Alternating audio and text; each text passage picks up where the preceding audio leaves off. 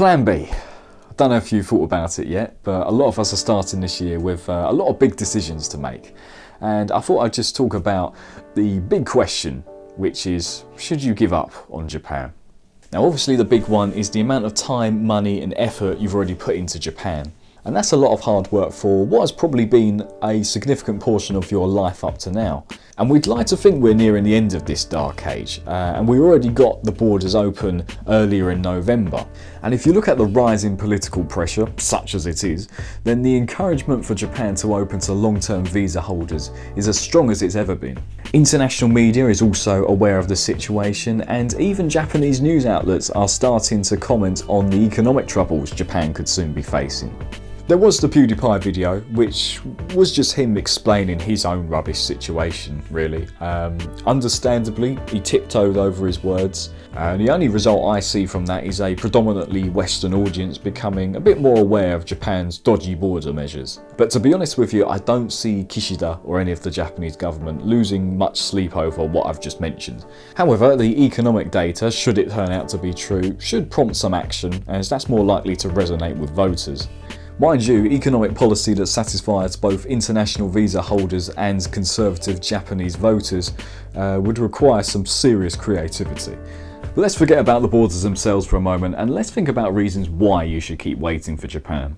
If your career involves you being in Japan in the long term, and I mean decades, then perhaps one day you'll regard this as a minor inconvenience in the grand scheme of things. You've got to really want this though in the long term. Is your future in Japan? Because if so, then this is a mere hiccup, really. Granted, it's a pretty intense hiccup, one of those ones that come suddenly and make you almost fall off the back of your chair. Now, if you've got family or a partner already in Japan, then I needn't say much really. There's people worth waiting for, isn't there? If you're a student and you're midway through your course, I'm thinking mainly about postgraduate students right here, then ask yourself, is this the set career I want to do, and is this career going to be in Japan? Either that, or is it a stepping stone as you explore different paths in life and different potential fields to go into? If you've a set idea on your career, then it makes sense to persevere and finish what you've started with your degree as a means to an end. The reason I suggest this is because further down the line, when you look at PhDs or jobs, you'll have that educational background with a Japanese institution, which is pretty significant. We know that Japanese organisations are notoriously black and white when it comes to screening candidates. So if you can prove that you've finished a course at a Japanese university, then that will definitely make your future in Japan much easier to attain. For students who've missed out on their year abroad, I particularly feel for you, and I invite you to ask yourself, is this just a minor convenience in my long-term plan?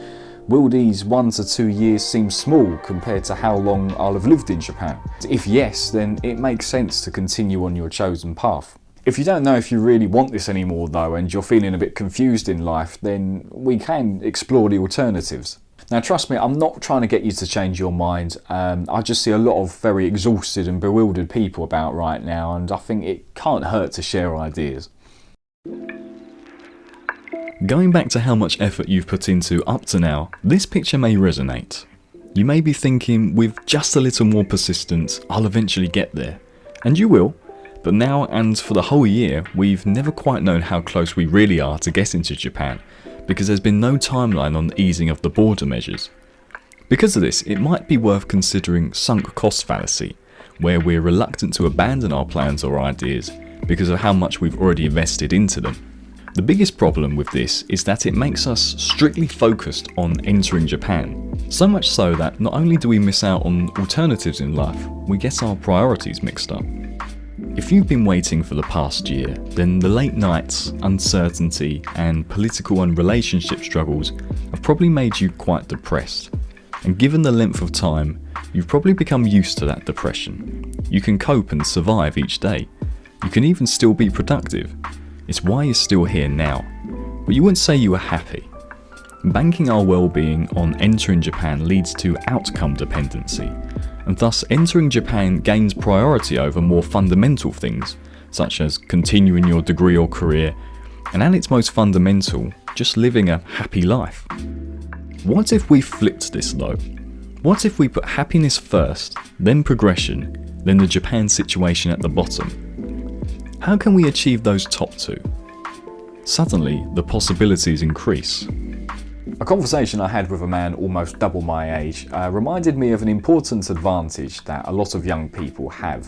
He told me he was tired of the UK, and having worked in Europe previously, he'd love to go abroad and see the world again and experience life elsewhere. But the problem is he's got kids now, he's got a family, he's got roots keeping him grounded. Relocating just isn't that simple as if you're on your own. A lot of us, not all, are in a position where if relocating to Japan is a possibility, then there are many other places in the world also available. And the worst that can happen is you have a bit of a dodgy time, but at the end of it, probably have many decent stories to tell and a lot more life experience.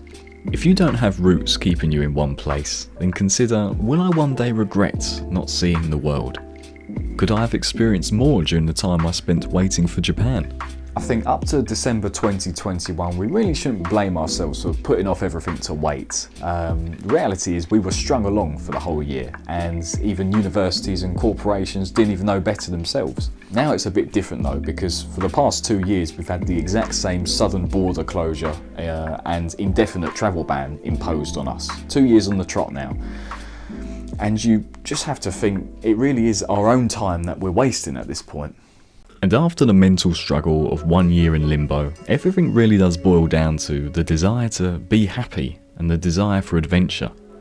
While our previous plans and our careers are important, such a desperate situation has made a lot of us realise in the purest way possible, life is there to be lived.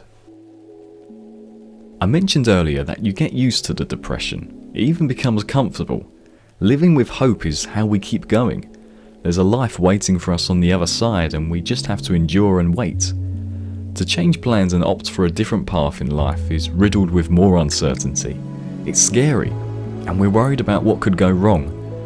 We're hardwired as humans to avoid risk in that sense.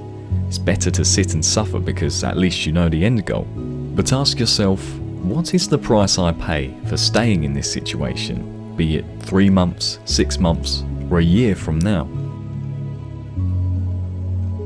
The Japan travel ban has many parallels with leaving a toxic relationship.